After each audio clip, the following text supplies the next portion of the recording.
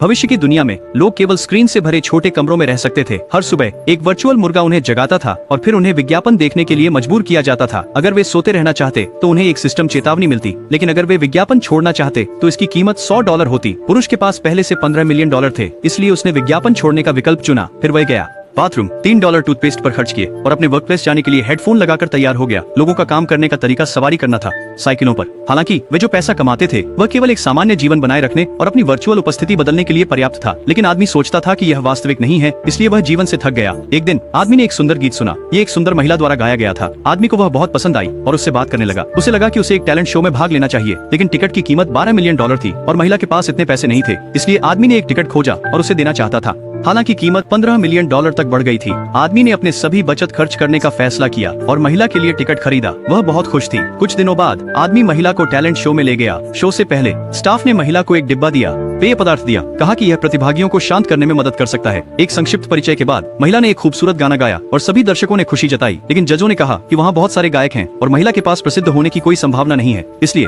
जजों ने सुझाया कि वह अपनी उपस्थिति के आधार पर अश्लील विज्ञापन शूट कर पैसे कमा सकती है। वह जल्दी से बहुत सारा धन प्राप्त कर सकती है। महिला का मन हुआ, भ्रमित हो गई और उसने अंततः सहमति दे दी। यह निकला कि उसने जो पेय लिया था वह लोगों के दिलों में लालच को बढ़ा देगा। घर वापस जाने के बाद आदमी को बहुत पछतावा हुआ और गुस्से में उसने स्क्रीन को तब तक मारा जब तक वह टूट नहीं गई। इसके बाद उसने साइकिल चलाना शुरू कर दिया और अपने जीवनयापन के खर्च को न्यूनतम कर दिया, यहाँ तक कि दूसरों के बचे हुए खाने खाने लगे। जल्दी ही उन्होंने फिर से $15 मिलियन बचा लिए। उन्होंने टिकट खरीदी और स्क्रीन के टुकड़ों को अपनी कमर के पीछे छुपा लिया और टैलेंट शो में गए। जब जज ध्यान नहीं दे रहे थे तब उस व्यक्ति ने टुकड़े निकालकर अपनी गर्दन से लगा लिए और आयोजकों की आलोचना की कि वे मनोरंजन शो का उपयोग गरीबों की आत्मा को बिगाड़ने के लिए कर रहे हैं। उस पल न्यायाधीशों ने वास्तव में उस व्यक्ति की बात की सराहना की और उसके लिए एक विशेष कार्यक्रम बनाने का वादा किया। उन्होंने यहाँ तक कहा कि भविष्य में उसे प्रत्येक भाषण के लिए $100 मिलियन मिलेंगे। तब से वह व्यक्ति प्रत्येक भाषण में वही निंदा करता और प्रत्येक के बाद शो के दौरान वह कांच के टुकड़ों को एक काले डिब्बे में डाल देता। अंत में वह भी लालच के जाल में फंस गया।